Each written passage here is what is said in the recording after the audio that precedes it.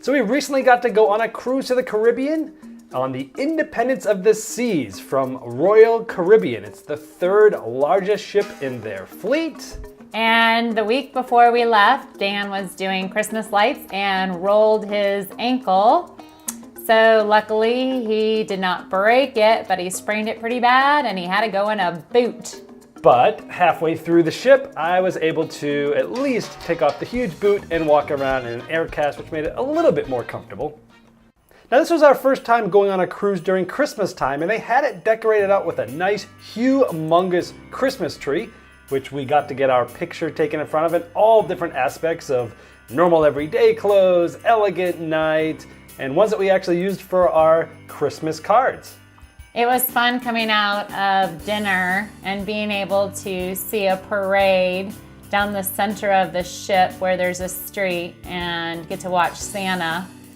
And he got to ride over to the Christmas tree and we got to see the Christmas tree lighting and listen to fun music.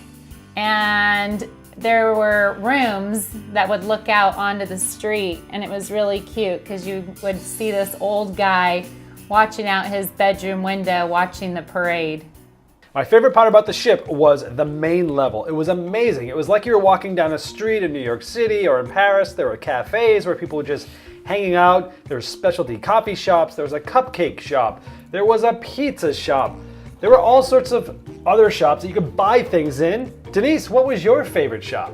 I came across a very nice watch shop in the center, and I circled around it 3 times, and the guy had asked if I was interested in buying one, and I said no, I already have too many.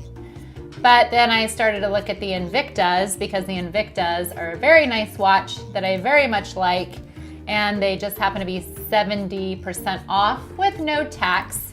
And one caught my eye that I was really interested in. And speaking of watch, Dan got to watch football outside by poolside watching football. That was amazing to hang out there, have some pina coladas, watching some football. It was great.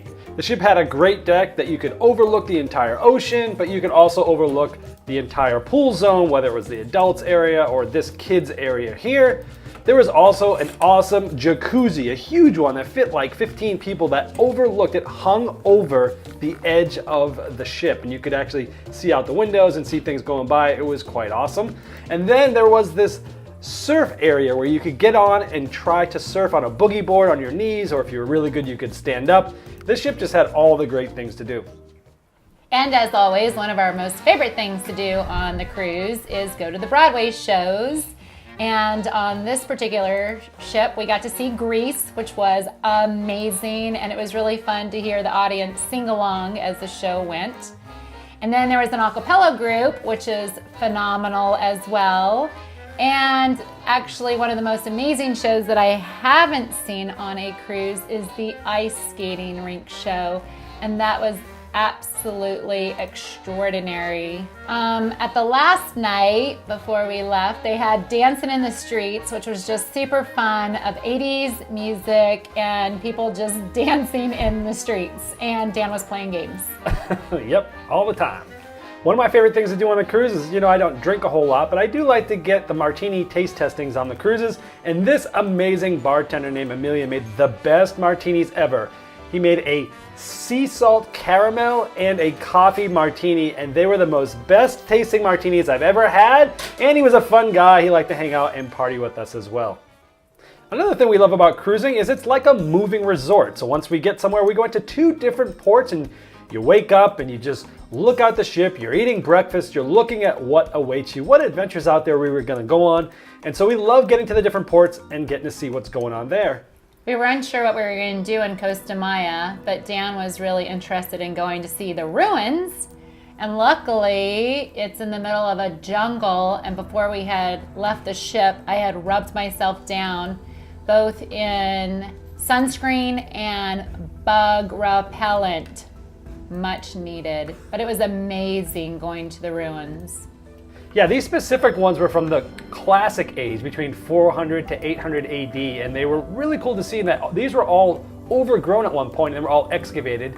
It was really cool to see what they used to look like back in those days, and to actually be standing there and looking at the exact rendering of what that site looked like back then. Exactly. It was quite hard to wrap your brain around that because it wasn't even there just maybe 20 years ago, and they've recently excavated some of these sites. We were literally in the middle of the jungle, and if any of you have seen the movie Avatar, it was literally like being in the movie Avatar. It was like I said several times to our tour guide that it felt like this is where they made the movie. It was incredible. And then Denise got to basically make gum. Well, not really, but there were these nuts that fell off the trees, and in those were these white sap-like material, and she would hold her finger tight, and it would basically be like as if you were chewing gum. And behind her is one of the trees this came from. You can see some of the sword marks in there, where the mines would actually cut into that to get the sap to then export it to make gum back in the day. So I am not one for buying souvenirs, but there was one, of course, that I came across that was very suiting to our household that I knew that I could actually display, and that is this awesome Chihuahua. And then going down the roadside on our tour bus, we came across this amazing cemetery, which I just thought was beautiful. You can't really even see the beauty in it, but it was amazing. The next day we got off in Cozumel, and it was beautiful there. The water was just amazing. A lot of people either went snorkeling or scuba diving, and because Dan has to only be in bath water because he's sensitive to cold water, we decided to stay on land and sightsee. And we don't like to shop too much in those little port towns. What we do love to do is find good photo opportunities. We found this gigantic chair out at a margarita bar with the carnival ships behind us. Obviously there was this very angry parrot who was mad at me for some reason, and Denise seemed amused. And of course there was this humongous jaguar looking thing that was ready to bite my head off. When we got into Cozumel, it was fun going out for breakfast and seeing our very favorite friend, Carnival Cruise Line. And every time that we're on Carnival, we always do the whale tail at the back. So we did the whale tail standing next to them. And then we actually got to see them push off before we did, leaving Cozumel. So that was fun. And just like Carnival, Royal Caribbean made us these fun animals too with towels. Now this was a board game cruise, so the network I used to be on, the Dice Tower, hosted it. And so Denise and I wore our Game Boy Geek shirts. We got a picture in front of the Christmas tree. Now they had rooms where tons of people, there were 500 gamers. They had a huge conference center where people were gaming almost all day, all night. I spent most of the time doing normal cruise things, but from time to time I did play games. But even when I did, I typically got the games from the library, which you can see here. You could basically just check out any of the hundreds of games that were there with your badge and take it anywhere on the ship and play. And we used to go upstairs where it was really nice, overlooking the water, to play the games. I ran into a lot of my colleagues, like some of the ones I do podcasting with, and we met people from all over the world. This chap was all the way from the Netherlands to come just on this gaming cruise. So I was able to play a game with the publisher of this particular game, and you're trying to make faces to go along with the card to try to get them to guess which card you're making the face with. And I just had a very, very hard time doing that. There's the publisher. I just kept wanting to just bust out laughing. It was funny. And then I was able to play a game with a publisher and designer of the game, and she's actually in the game, which was even more fun because I just thought she was amazing in her attire, and her card was peace. So that was fun. And I got to meet two of Dan's really good colleagues and friends in the game world, and they were amazing. And it wouldn't be a cruise if Denise didn't have all of the wait staff loving on her. Here was our waiter, Mario, and like many of the other staff around the ship, they just fell in love with Denise. And after being at sea and then going to a couple of ports in Mexico, it was time to finally get back on the boat and leave Mexico and head back to the United States to finish our cruise. And there were lots of different colorful folks dressed up in different costumes, saying goodbye to us, wishing us well. We flew over the Everglades going into Fort Lauderdale for the cruise, and Dan just thought that was amazing, which it is. And so before returning home on our flight, we went to the Everglades to spend a few hours there. We got to get on one of those huge airboats. There was probably about 20 of us on that boat. And we were flying down those rivers, trying to find different wildlife, saw all these different types of lily pads and nature, but we did finally get to see an alligator.